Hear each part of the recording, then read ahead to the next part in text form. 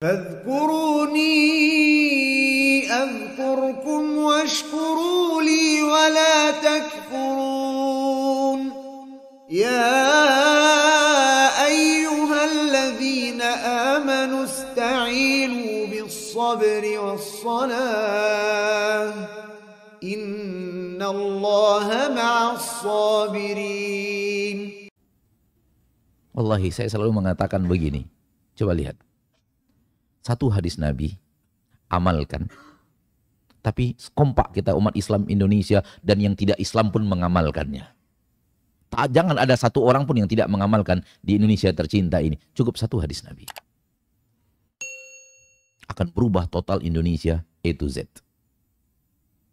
Hanya dengan satu hadis Nabi.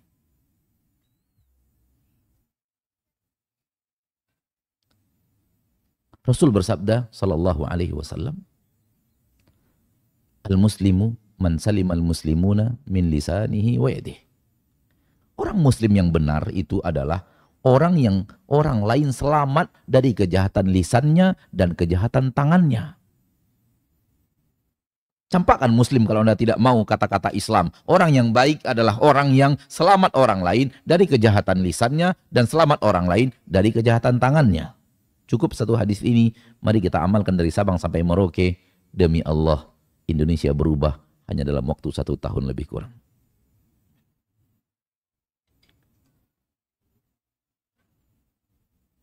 Anda tak perlu lagi kunci ganda di sepeda motor.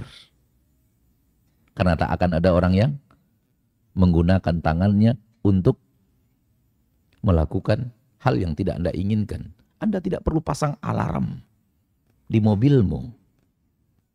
Bahkan Anda tidak perlu pasang jeruji besi di jendela rumahmu dan engkau berdiri di jendela rumah itu melihat keluar sambil memegang jeruji besi itu. Wallahi mirip di penjara. Saya pernah suatu hari pegang jeruji rumah besi rumah saya, lihat keluar. Kok saya merasa di dalam bui ya? Padahal di rumah sendiri loh. Amalkan satu hadis ini. Tapi dengan syarat semuanya mengamalkan.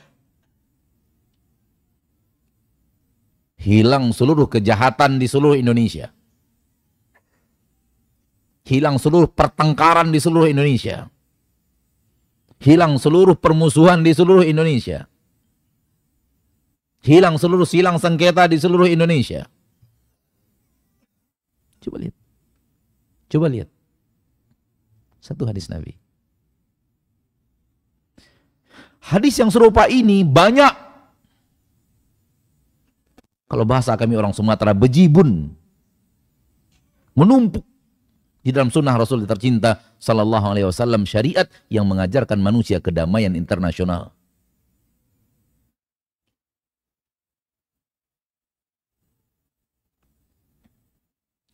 Saudaraku, saudariku kaum muslimin dan muslimat rahimani wa rahimakumullah. Kalau Anda mulai bingung, Anda mulai tak jelas, Anda mulai tak tahu harus bagaimana, tak tahu harus mengapa, maaf, saya mengatakan kepadamu, penyebabnya adalah ilmumu tak terlalu kokoh. Dalam kata lain saya mengatakan tempat berpijakmu tak terlalu kokoh. Engkau berpijak tak terlalu kokoh. Sehingga sedikit diguncang angin dia pun bergoyang dan engkau pun bingung harus bagaimana. Akan berbeda dengan orang yang memiliki tempat berpijak yang sangat kuat. Dan kaki berpijak yang sangat kuat. Apatah lagi dia punya tempat bergantung ke atas yang sangat kuat. Oh, itu badai apapun tak akan menggoyahkan jiwanya. Tak akan menggoyahkan pendapatnya. Tak akan menggoyahkan langkahnya.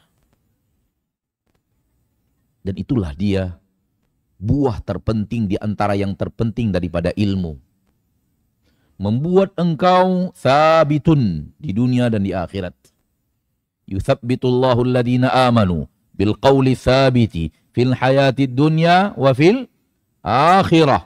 Allah akan kokohkan orang-orang yang beriman dengan perkataan yang kokoh di dunia sampai di hari akhirat. Kokoh dia. Kalau dalam bahasa pohon, dia punya akar yang menancap sampai ke bawah yang sangat kuat. Sehingga tsunami sebesar apapun jumlah airnya tak akan membuat pohon itu goyah dari tempatnya. Beginilah perumpamaan apabila engkau kokoh di dalam ilmu. Kokoh di dalam pengetahuan tentang syariat. Sehingga kokohmu di dalam ilmu membuat engkau berpijak di suatu tempat yang sangat kuat. Bernama ilmu. Yang ada di dalam Al-Quran, yang ada di dalam hadis, diamalkan para sahabat. Selesai. Itu dia ilmu yang kokoh dan kuat. Jelas keterangannya di dalam Al-Quran, jelas di dalam hadis, diamalkan para sahabat.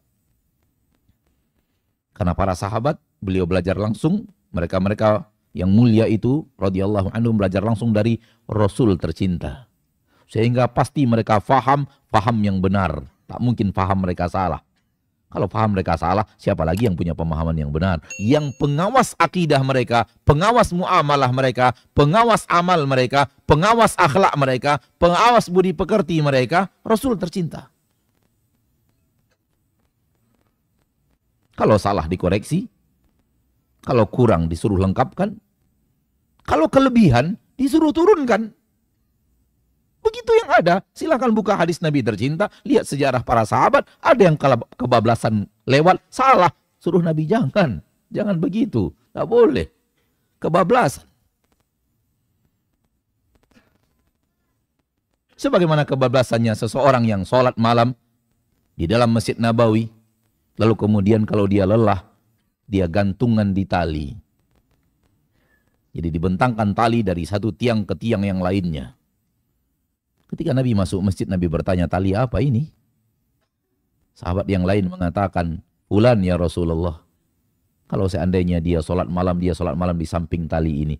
Kalau dia capek, dia gelantungan. Kata Nabi, hulluh. Buka tali ini, buka. Copot. Alaikum ma tatiqun. Hendaklah kalian beribadah sesuai dengan kemampuan kalian saja. Jangan berlebihan. Berapa kemampuan kalian? Segitu. Capek kalian, sudahi sholat. Ngantuk kalian, tidur dulu baru lanjutkan lagi nanti. Begitu kata Nabi SAW, lihat. Itu kelebihan. Kebablasan. Sebagaimana Mu'adz bin Jabal, kelebihan kepanjangan memimpin sholat Isya. Sehingga ada orang yang kemudian tak sanggup mengikuti panjangnya sholat Mu'adz bin Jabal. Lalu kemudian dia memisahkan diri, lalu sholat sendiri dan selesai dan dia pulang. Dua-duanya menghadap Rasul. Kata Rasul, afattanun anta ya Mu'adz? Apakah engkau memberikan fitnah kepada manusia wahai Mu'adz dengan bacaan Al-Quranmu yang terlalu panjang sementara sholat ada sholat Isya? Terlalu panjang, bukan panjang, terlalu panjang. Jangan antum kira sholat Isya harus dengan qul huwallahu ahad, terlalu pendek.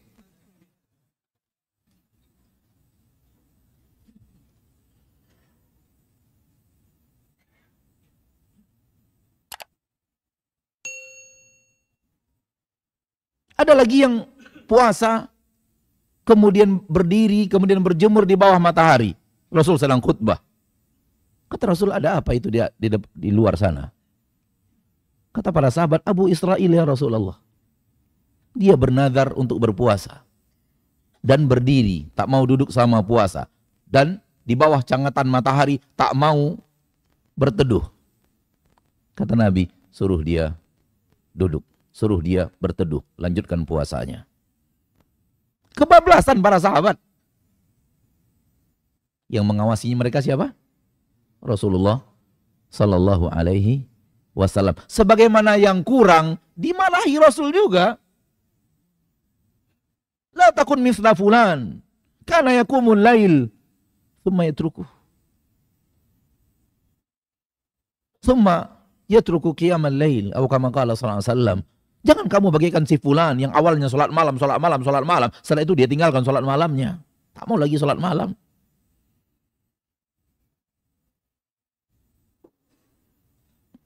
Sebagaimana seorang sahabat di pasar menumpuk makanan yang bagus ditaruh di atas, yang basah ditaruh di bawah.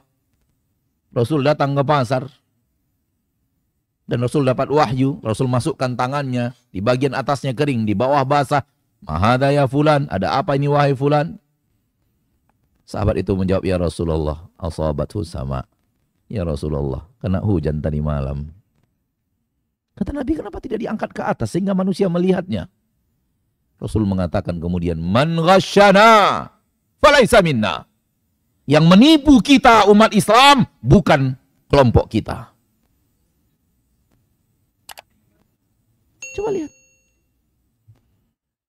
Inilah para sahabat. Yang dibina langsung oleh Nabi kita tercinta, ditarbiyah langsung oleh Nabi kita tercinta, diajar langsung oleh Nabi kita tercinta, dididik langsung oleh Nabi kita tercinta, diarahkan kalau mereka kurang, diarahkan kalau mereka kebablasan. Intinya adalah, ilmu adalah kata kunci. Menuntut ilmu adalah kata kunci. Meyakini ilmu yang ada ayatnya, ada hadisnya, ada pendapat para sahabatnya adalah kata kunci untuk memiliki kekokohan ilmu dan kekokohan tempat berpijak. Ilmu apabila sudah kuat, saudaraku, hilang yang namanya ragu. Dan ragu adalah penyakit yang luar biasa kalau seandainya manusia dapat penyakit ragu itu. Dan orang-orang yang tidak beriman kepada Allah sekarang mulai menanamkan keraguan di barisan umat Islam. Ragu sampai kepada mereka membawa umat Islam dan menggiring umat Islam untuk meragukan adanya pencipta, pengatur untuk langit dan bumi.